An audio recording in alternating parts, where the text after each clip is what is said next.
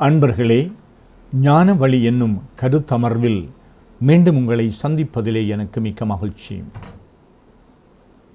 இன்று திரு அவை திருவருகை காலத்தின் 2ஆம் ஞாயிறில் கிறிஸ்துவினுடைய பிறப்புக்காக இறை மக்களை ஆயத்தம் செய்கின்றதில் ஈடுபட்டிருக்கின்றது.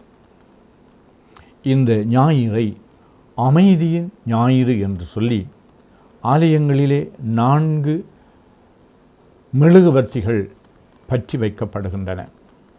அதிலே 2வது மெழுகுவர்த்தியை பற்றுகின்ற பொழுது ஒரு அமைதியின் ஒளி என்று பற்றி வைக்கப்படுகின்றது. அமைதி என்பது இந்த உலகத்தினுடைய மிகப்பெரிய தேவையாக இருக்கின்றது. இந்த யுகத்திலும் யுத்தம், படை என்று சொல்லுகின்ற புராதன காலங்களிலே மக்கள் நாகரீகமடையாத காலத்திலே ஒரு இனம் இன்னும் ஒரு இனம், ஒரு நாடு இன்னும் ஒரு நாட்டோடு போர் புரிந்ததை போன்று இந்த யுகத்திலும் யுத்தம் என்பது இடம்பெற்று கொண்டு வருகின்றது. 1ஆம் 2ஆம் உலக யுத்தம் என்று இடம்பெற்று கொண்டு வந்த பின்பு 3ஆம் உலக யுத்தம் இடம்பெறுமோ என்று கூட ஏங்குகின்ற பல்வேறு பயங்களோடும் அச்சங்களோடும் வாழுகின்ற மக்கள், நாடுகள் உண்டு.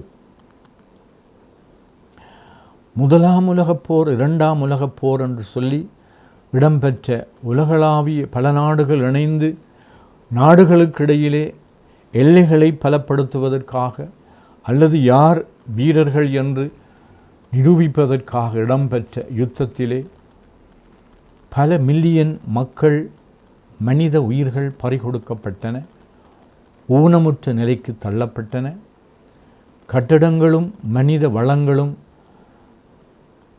அழிக்கப்பட்டன.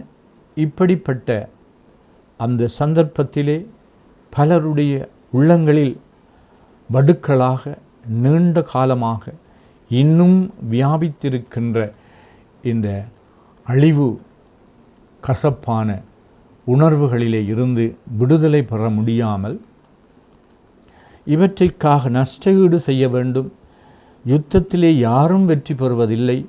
இந்த யுத்தத்தினால் ஏற்பட்ட அழிவுகளிலே இருந்து மீள வேண்டும், காயங்களை குணப்படுத்த வேண்டும், அவற்றிலே இருந்து நாங்கள் பல பாடங்களை கற்றுக்கொண்டிருக்கோம் என்று பேசுகின்ற அதே வேகத்திலே தொடர்ந்தும் அணு ஆயுத உற்பத்திகளும் பலவிதமான நவீன விஞ்ஞான தொழில்நுட்ப கண்டுபிடிப்புகளை பயன்படுத்தி ஆளில்லாத விமானங்களும் வேவு பார்க்கின்ற விமானங்களும் இன்னும் மனித படைகளிலே உளவு பார்க்கின்ற படைகளும் ஒருவர் மற்றவரை பயன்படுத்தி துரோகங்களை விளைவிக்கக்கூடியவர்களை உருவாக்கி, இப்படி இந்த யுத்தம் இப்பொழுது அது ஒரு பெரும் உலகளாவிய ஒரு யுத்தமாக அல்லாமல் ஒரு பனிப்போர் என்று சொல்லுவார்கள். ஒரு அமைந்த நிலையிலே வெளியிலே அவர்கள் அமைதியை பற்றியும் நல்லெண்ணத்தை பற்றியும் அபிவிருத்தியை பற்றியும் சுதந்திர பற்றியும் பேசுவார்கள், சொல்லுவார்கள். வார் ஃபார் பீஸ் என்று, அமைதியை உருவாக்குவதற்கான ஒரு யுத்தம் என்று. இப்படி வன்முறையை நியாயப்படுத்துவதற்கும் வன்முறையை மக்கள், அதாவது சாதாரண குடிமக்கள், பெண்கள், சிறுவர் சிறுமியர்கள், குழந்தைகள் கொல்லப்படுவதும் ஊனமுற்ற நிலைக்கு தள்ளப்படுவதுமான இந்த பரிதாபமான கொடூரமான யுத்தத்தை இன்றும் வல்லரசு நாடுகளினுடைய உதவியோடு பல இனங்கள் மத்தியிலே, நாடுகள் மத்தியிலே இடம்பெற்று கொண்டு வருகின்றன. சுதந்திரத்திற்காக போராடுகின்றோம் என்பவர்களை அவர்கள் போராளிகள் என்று சொல்லாமல் அவர்களை பயங்கரவாதிகள் என்று சொல்லி, ஜனநாயகத்தினால் உருவாக்கப்பட்ட அரசுகளும் கூட அரச பயங்கரவாதத்தை வளர்த்து கொண்டு வருகின்றன. இங்கு யுத்தத்தையும் வன்முறையையும் நியாயப்படுத்துவதனால் பலனில்லை.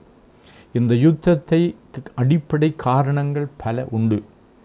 ஒன்று, இந்த யுத்தத்திற்கான யுத்த ஆயுதங்களை, போர் ஆயுதங்களை உற்பத்தி செய்கின்ற நாடுகள் அவற்றை சந்தைப்படுத்த வேண்டும் என்பதற்காக, அவற்றை பரீட்சித்து பார்க்க வேண்டும் என்பதற்காக பெரும் பெரும் யுத்தங்களை தூண்டிவிடுகின்றார்கள். இரண்டாவதாக, வல்லரசு நாடுகள் தங்களுடைய அதிகாரத்திலே இருக்க வேண்டும் என்பதற்காக ஒரு காலத்திலே நாடுகளை கைப்பற்றி அந்த நாடுகளை ஆட்சி செய்த அந்த காலம் போய் இப்பொழுது பொருளாதார ரீதியாக பல நாடுகளை தங்களிலே தங்கி வாழுகின்ற நாடுகளாக உருவாக்க வேண்டும் என்பதற்காக ஒரு பொருளாதார ரீதியாக அவர்கள் ஏனைய நாடுகளை கைப்பற்றுகின்றார்கள். தங்களுடைய செல்வாக்குக்கும் தாங்கள் உற்பத்தி செய்கின்ற பொருட்களை தங்களுடைய மக்களை மட்டும், அவர்களுடைய லாபத்தை மட்டும் கருதுகின்றவர்களாக ஏனைய நாடுகளை எப்பொழுதும் வன்முறை போர் புரிகின்ற நாடுகளாக, பயங்கரவாத இயக்கங்களை கட்டுப்படுத்துகின்ற செயல்களாக அவர்கள் போர் புரிந்து கொண்டிருக்கின்றார்கள். அது மட்டுமல்ல, அரசியல்வாதிகள் தங்களுடைய ஆசனங்களை அவர்கள் நிலைநாட்டுவதற்காக, அவர்கள் அதிகாரத்திலே இருப்பதற்காக இனவாதங்களை, மதவாதங்களையும் அவர்கள் மக்கள் மத்தியிலே தூண்டி அதனூடாக ஒருவர் மற்றவருக்கு அவருடைய சகோதர சகோதரிகளையும் அவர்களையும் அவர்கள் பிரித்து ஒருவர் மற்றவர் காயப்படுத்துகின்ற அந்நியர்களாக, துரோகிகளாக, எதிரிகளாக அவர்களை உருவாக்குகின்றார்கள். இதனால் வன்முறை சமூகங்கள் மத்தியிலும் வளர்ந்து வருகின்றன.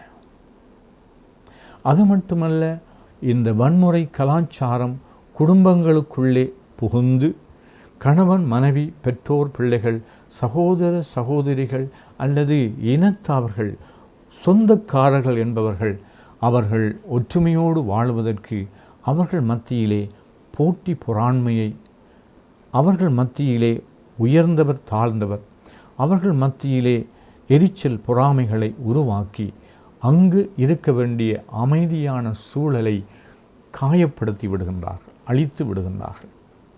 இத்தகைய ஒரு எங்களுடைய உலகளாவிய ரீதியான, சமூக ரீதியான, குடும்ப ரீதியான சூழலிலே அமைதி என்பது என்ன?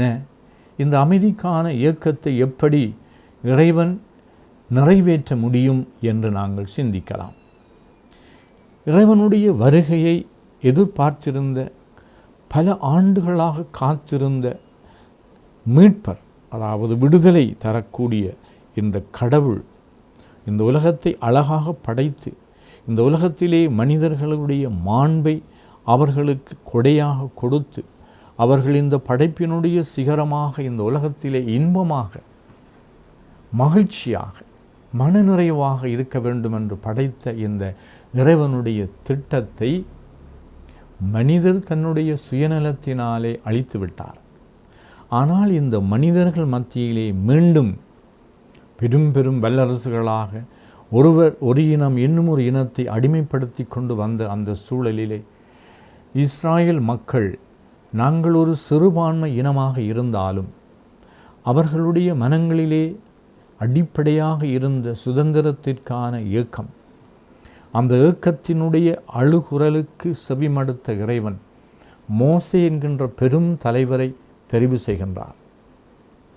சுதந்திர உணர்வினாலே பற்றி எரிந்த இந்த மோசேயினுடைய உள்ளம், தன்னுடைய இன மக்கள் அடிமைகளாக இருக்கின்றார்கள், அவர்களை ஏரோதினுடைய இந்த காவலர்கள் துன்புறுத்தக்கூடாது என்ற அந்த சுதந்திர தாகம் கொண்ட இந்த மனிதனை அழைக்கின்றார். அவருடைய தாகத்திலே இருந்து பிறக்கின்றது கடவுளுடைய வல்லமை, கடவுளுடைய வீரம், கடவுளுடைய அக்கறை. அவர் இந்த மக்களை அடிமைத்தனத்திலே இருந்து உரிமை குடிமக்களாக்க வேண்டும். அப்பொழுதுதான் அவர்கள் அமைதியாக இருக்க முடியும். உரிமைகளை பெறுகின்ற பொழுதுதான் அமைதி நிலவும். ஒருவர் மற்றவருடைய உரிமையை பறிக்கின்ற பொழுது அங்கு குழப்பம் ஏற்படுகின்றது, அங்கு போட்டி இடம்பெறுகின்றது. அல்லது ஒருவர் மற்றவருடைய உரிமைக்காக பேராசை கொள்ளுகின்ற பொழுது அதிகார வெறி கொள்ளுகின்ற பொழுது அங்கு அமைதி குலைந்து போகின்றது. இது எல்லா சூழல்களிலும் இடம்பெறலாம். ஆனால் இறைவன் வகுத்து வைக்கின்ற இந்த அமைதி எப்படி கிடைக்கும் என்று சொன்னால், ஒன்று இறைவன் வழிநடத்தி செல்லுகின்ற இந்த மனித இனம், நான் உங்கள் கடவுள், நீங்கள் என்னுடைய மக்கள் என்ற அந்த மக்கள் எல்லோருமே கடவுளுடைய பிள்ளைகள் என்ற அந்த உணர்வு ஒவ்வொருவருடைய உள்ளத்திலும் அவர்களுடைய அடிப்படை உரிமையாக பாதுகாக்கப்பட வேண்டும். கடவுளுடைய பிள்ளைகள் என்ற அந்த உணர்வு ஒவ்வொருடைய உள்ளத்திலும் ஆழமாக பதிக்கப்பட வேண்டிய ஒரு உரிமையாக, அவளுடைய மனித மாண்பினுடைய அடிப்படை தத்துவமாக இருக்க வேண்டும். இரண்டாவதாக, இந்த கடவுள் எங்களை அன்பு செய்கின்றவர், வழிநடத்தக்கூடியவர், எல்லா ஆபத்துக்களிலிருந்தும் துன்பங்களில் இருந்தும் காப்பாற்றக்கூடிய ஒரு மீட்பர்.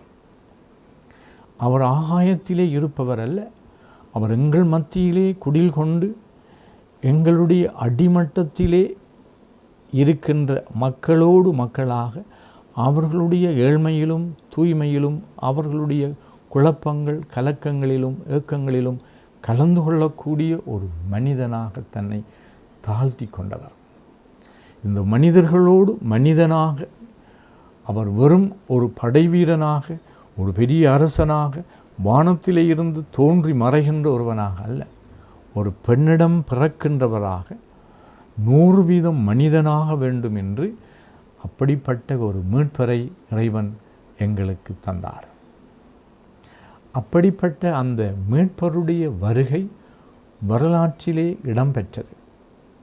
ஆனால் இந்த வருகை மீண்டும் மீண்டும் நாளும் பொழுதும் எங்களுடைய வாழ்வில் பிறக்க வேண்டும் என்பதற்காக நாம் ஒவ்வொரு ஆண்டும் கிறிஸ்துவினுடைய பிறப்பு விழாவை கொண்டாடுகின்றோம்.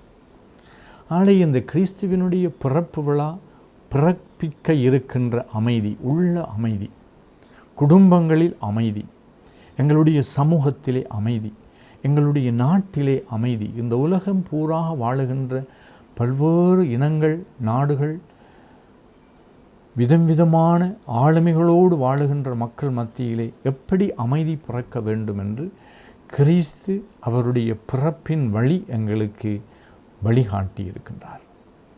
அவர்தான் அமைதியின் தூதுவனாக பிறந்திருக்கின்றார். இந்த அமைதியின் தூதுவனாக பிறந்திருக்கின்ற இயேசுவினுடைய பிறப்பில் விண்ணவர்கள் புகழ்ந்து பாடியது, நல்ல மனம் கொண்டவர்களுக்கு அமைதி உருவாகுகின்றது. எங்களுடைய மனங்களில் தான் முதலில் அமைதி பிறக்க வேண்டும். இந்த அமைதி பிறப்பதற்கு எங்களுடைய மனம் நல்ல மனமாக மாற வேண்டும். எங்களுடைய இந்த திருவருகை காலம் என்று ஆயத்த காலத்திலே, நம்பிக்கை கொண்ட காலத்திலே, முடியும் என்று சொல்லி, இயலும் என்று சொல்லி, நடக்கும் என்று சொல்லிய அப்படியான ஒரு எதிர்நோக்கு கொண்ட இந்த காலத்திலே எங்களுடைய மனம் எப்படிப்பட்டதாக இருக்கின்றது? இந்த மனம் கடவுளுடைய அந்த இரக்கம் கலந்த மனமாக மாறுமா?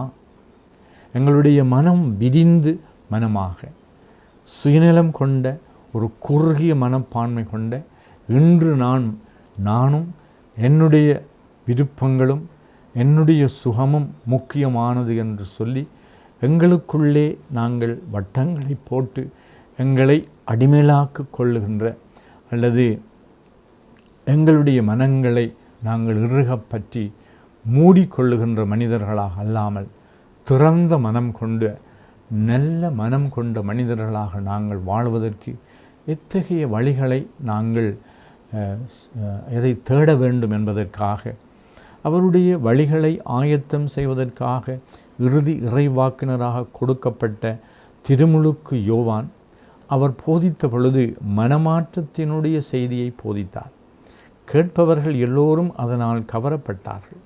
பலரும் வந்து, நான் என்ன செய்ய வேண்டும், நான் என்ன செய்ய முடியும் என்று அவர்களிடம் கேட்டு, அவர்கள் ஒவ்வொருவருக்கும் அவர்களுடைய துறையிலே இருந்து, அவர்களுடைய வாழ்க்கை சூழலிலே இருந்து ஆலோசனை வழங்கி அவர்களுடைய மனமாற்றத்தை போதித்த இந்த திருமுழுக்கு யோவான் எங்கள் ஒவ்வொருவருக்கும் போதிக்கின்றார்.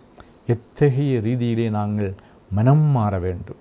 நல்ல மனம் மீண்டும் எங்களுடைய மனங்களிலே உதயமாக வேண்டும் என்ற அந்த நற்செய்திக்கு செவிமடுத்தவர்களாக ஒரு புதிய வாழ்வுக்கு அடியெடுத்து வைக்கக்கூடிய அமைதியை தேடுகின்றவர்களாக எங்களுடைய பிரச்சனைகள் துன்பங்கள் மத்தியிலே எது எங்களுடைய இலக்காக இருக்க வேண்டும், இன்னும் குழப்பத்தை உருவாக்க, மேலும் வன்முறையை உருவாக்க, மேலும் நாங்கள் எங்களுடைய பிடிவாத நிலையிலே இருப்பதற்கு குழம்பிய நிலைக்கு அமைதியின்மையான நிலைக்கு செல்ல விரும்புகின்றோமா அல்லது அமைதிக்கு நாங்கள் வாக்கு போடுகின்றோமா என்று சிந்தித்து எங்களுடைய வாழ்வை அமைதியை என்ற இலக்கை நோக்கி பயணிக்க இறைவன் உங்கள் அனைவருக்கும் அருள் தருவாராக.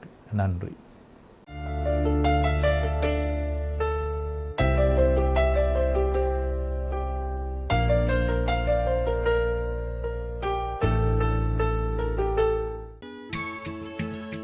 ஹோலி மேடையில் புத்தம்புது நிகழ்ச்சிகளை உடனுக்குடன் பார்த்து மகிழ எமது ஃபேஸ்புக் மற்றும் யூடியூப் பக்கத்தை லைக் செய்யுங்கள்.